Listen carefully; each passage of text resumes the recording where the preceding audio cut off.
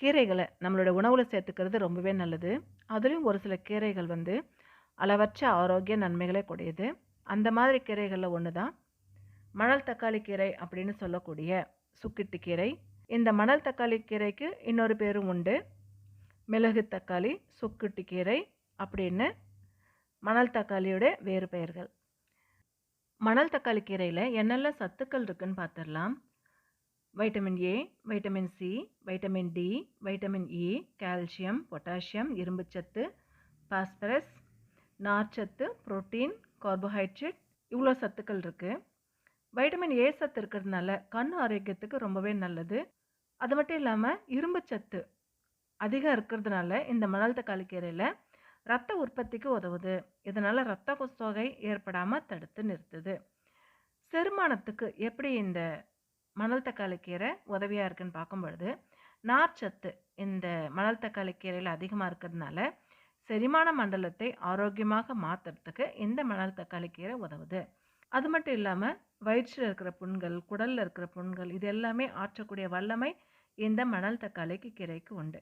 Protein சத்து இந்த மணல் தக்காளி கீரையில் அதிகமாக இருக்கிறதுனால நம்மளுடைய உடலுக்கு தேவையான சக்தியை கொடுக்குது இந்த மணல் தக்காளி கீரை.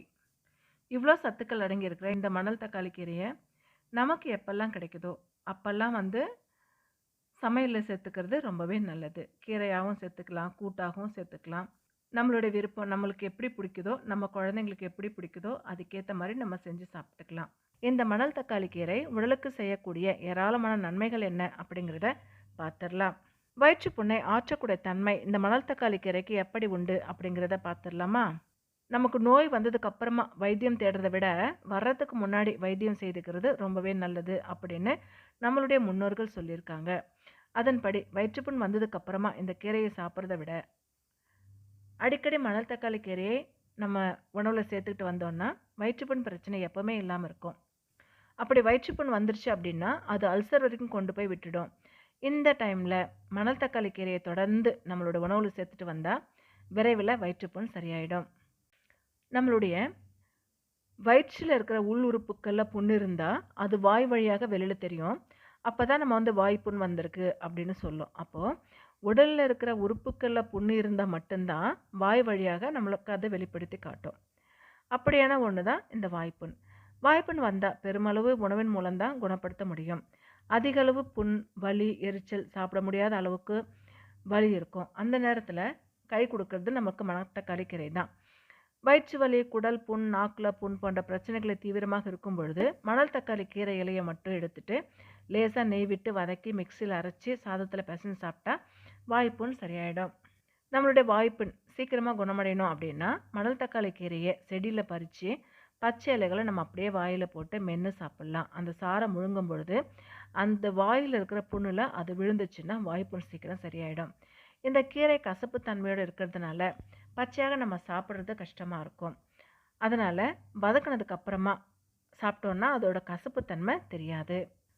சிறுநீர் பிரச்சனை எப்படி இந்த மணல் தக்காளி கீரை சரிப்படுத்தும் அப்படின்னு பார்த்துடலாம். சிறுநீர் சரியாக நமக்கு வரல அப்படின்னு நினைக்கிறவங்க இந்த கீரையை வாரத்தில் ஒரு 2 நாள் எடுத்துக்கிட்டால் சிறுநீர் பிரச்சனை சரியாயிடும். அது மட்டும் இல்லாமல் மலச்சிக்கல் இருந்தால் கூட இந்த மணல் தக்காளி கீரை எடுத்துக்கும் பொழுது மலச்சிக்கல் பிரச்சனையும் தீர்ந்துடும். மணல் தக்காளி கீரை சாப்பிட்றதுக்கு சாறு புழிஞ்சு சாப்பிடணும் அப்படின்னு சொல்கிறோம் இல்லையா? வாய்ப்புண், வயிற்றுப்புண்ணெல்லாம் வந்துச்சுன்னா இந்த சாறு எடுத்து நம்ம சாப்பிட்றதுக்கு வெறுமனே கசப்பாக இருக்கும். மென்று சாப்பிடும் பொழுது மணல் தக்காளி கீரையை பச்சையாக வாயில் வச்சு மென்று சாப்பிடும் பொழுது வயிற்றுப்புண், வாய்ப்புண் சரியாயிடும் அப்படின்னு சொல்கிறோம்ல. ஆனால் இந்த கீரை கசப்பு தன்மை இருக்கும். அதனால் இந்த கீரையை மிக்சியில் அரைச்சிட்டு 1 டம்ளர் மோரில் கலந்து நம்ம குடிச்சிட்டு வந்தோம்னா வாய்ப்புண் சீக்கிரம் சரியாயிடும், கசப்பு தன்மை குறைஞ்சிரும். அப்படி தயிர் இருந்துச்சுன்னா கூட தயிர் 2 டீஸ்பூன் தயிர் சேர்த்து இந்த மணல் தக்காளி கீரை சாரோடு சேர்த்து நம்ம சாப்பிட்டோம்னா சீக்கிரமாக நம்மளோட வாய்ப்புண், வயிற்றுப்புண் இது எல்லாமே சரியாயிடும். மணல் தக்காளி கீரையுடைய மருத்துவ நன்மை என்னன்னு பார்த்துடலாம். மணல் தக்காளி கீரையுடைய தண்டு, இலை, காய், பழம் அப்படின்னு எல்லாமே மருத்துவ குணமுடையது தான். இந்த பழம் என்னென்ன நிறங்களில் இருக்குதுன்னு பார்க்கும் பொழுது சிவப்பு மற்றும் கருப்பு நிறத்தில் தான் இந்த பழம் இருக்கும். இதை காயாக இருக்கும் பொழுது பறித்து காய வச்சு வத்தலாக்கி நம்ம காரக்குழம்பு கூட செய்யலாம். ஆஸ்துமா காசனம் இருக்கிறவங்க இந்த மணல் தக்காளி கீரையுடைய பழங்களை பறித்து அப்படியே நம்ம சாப்பிட்லாம். அப்படி சாப்பிட்டா நிறைய பலன்கள் கிடைக்கும். இவ்வளோ பலன் தருகிற இந்த கீரையை வாரத்தில் 2 நாளாவது நம்ம சமைச்சு சாப்பிட்றது ரொம்பவே நல்லது. இது வரைக்கும் மணல் தக்காளி கீரையில் என்னெல்லாம் சத்துக்கள் இருக்குது, மணல் தக்காளி கீரையை சாப்பிட்றதுனால நமக்கு என்ன பயன்கள் கிடைக்குது அப்படிங்கிறத பார்த்துருக்கோம்.